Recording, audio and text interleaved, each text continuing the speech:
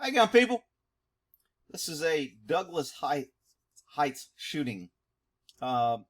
This is what the video they showed to the jury.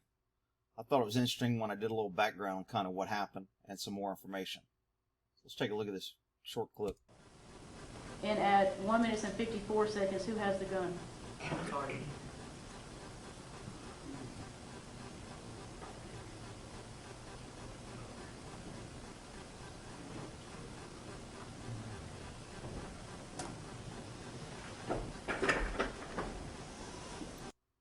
Okay, so besides the fantastic gun handling skills and shooting skills, how does this guy get a gun? What's he doing with a gun? All the gun laws going on. I mean, red flag laws. How could this guy not even be trapped up in a great red flag law that everybody's pushing? Well, hang on. Let's watch the video one more time to see his shooting skills. Right here, he's trying to figure out how to rack around, whether it's on safe or not. Then he starts what I call throwing rounds, where he's actually throwing the gun to speed up the bullet. If you shove your hand forward, it speeds up the bullet.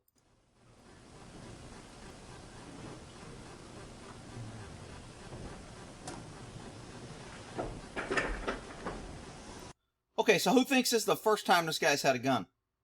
I mean, he's shooting like it. Well, you'd be wrong. So let's see what the news reports.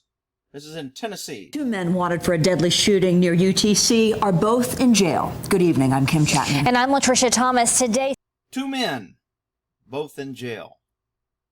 Guess they weren't teens. CPD announced Mariel and Toddy Woods are both in custody. Police believe one of the brothers fired a gun through a locked door, killing one person at a student apartment complex. So when he fired through that door, he killed one guy and wounded 2 others. Wow, this must have been obviously he had a pretty good reason, Rick. Come on. All the gun control, red flag laws, everything protecting people like this from having a gun. How come nobody could have seen or predicted this? Well, let's see what government knew before this happened. So today we learned the 2 suspects are validated gang members and how the men got inside the building filled with students. So they were in a building filled with students, yet they weren't in doctor school. However, the parents did release a statement that they were both about to go to doctor school and become doctors. How did they get in the building? It wasn't even their building. Aaron Cooper is live now with those details. Aaron. Kim, Latricia, up until today, there were so many unknowns about who, how, and why this shooting happened. Pretty much all we knew was that there were 3 victims, that it happened on the 2nd floor. And now, today, we're learning details of why the shooting happened. New details from these officials are helping us to understand why this encounter inside turned deadly. Newly released details from Chattanooga police are painting a better picture of what transpired early Sunday morning at the Douglas Heights apartments. We now know the 2 suspects, brothers Mariel and Toddy Woods, are in custody. We also know how they got into the building that Sunday morning. CPD in Douglas Heights tells us since they are not residents, they followed someone who had a key card and walked inside. Wow, that was tough. They had to put a lot of planning into that. Why would they just pick this arbitrary building?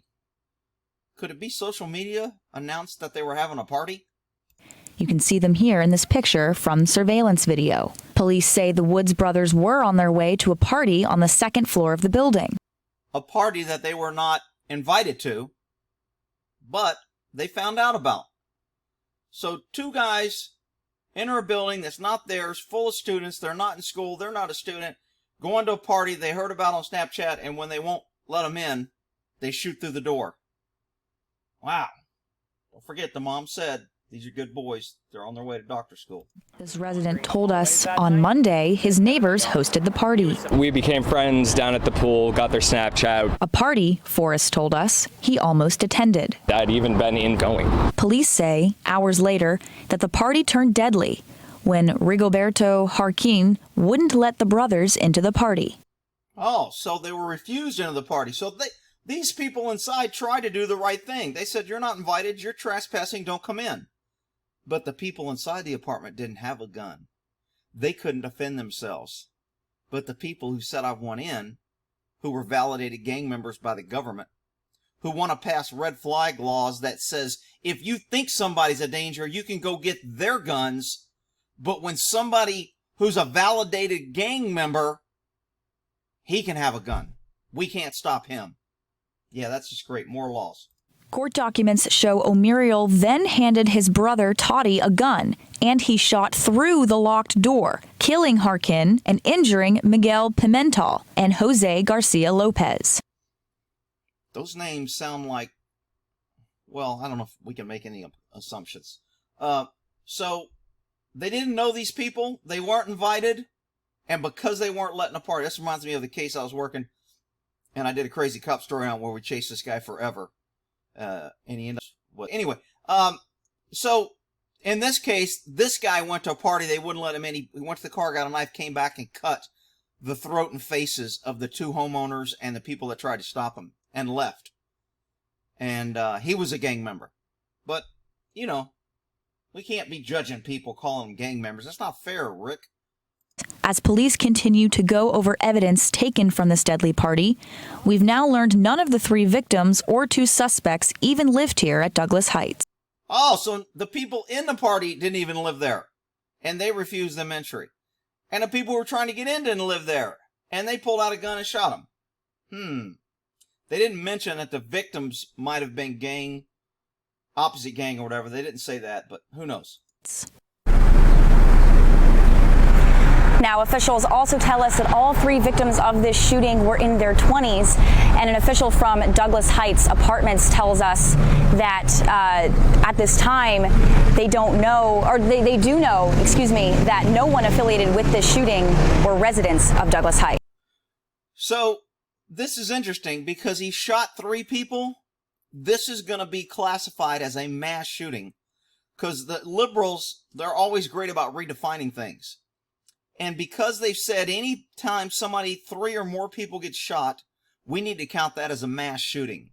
Now, you're not going to see the media blast these people's pictures and say they committed a mass shooting and they went and shot unarmed people and they showed up at a party that they weren't, and they were validated gang members. You're not going to hear any of that on the news about this mass shooting. But the next time the media wants to promote a mass shooting, probably when a white person does it, then it will be white supremacist, white person commits mass shootings. But none of the mass shootings that happen every weekend in Chicago and Detroit are ever on the news as mass shootings. However, they are counted as mass shootings. Just a little tidbit there. Reporting downtown in Chattanooga, I'm Aaron Cooper, News Channel. Hang on. You're going to love this last part because this is just freaking great. That you can't get more incompetent than our government. Channel 9. Aaron, thank you. We dug deeper into the suspect's criminal histories. According to a TBI background check, Toddy Woods has 2 past drug charges. Muriel Woods has passed. Wow. So not only are these guys gang members, they've already committed felonies and shouldn't have a gun. Yet they had a gun.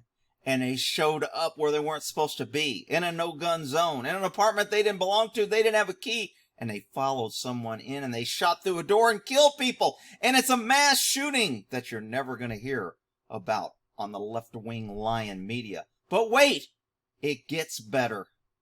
Nobody could predict that these 2 guys could be trouble. They got a criminal history and they did this, but this is all shocking.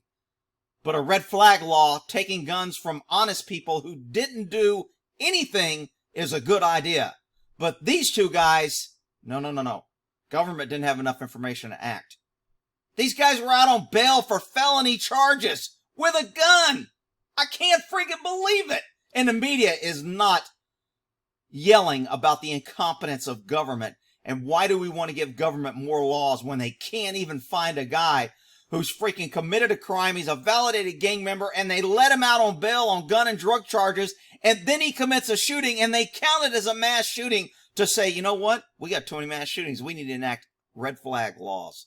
Outrageous. Listen to this. Arrest for aggravated robbery and assault, as well as gun possession. Court documents show he was out on federal bond for drug and gun charges. Can you freaking believe that?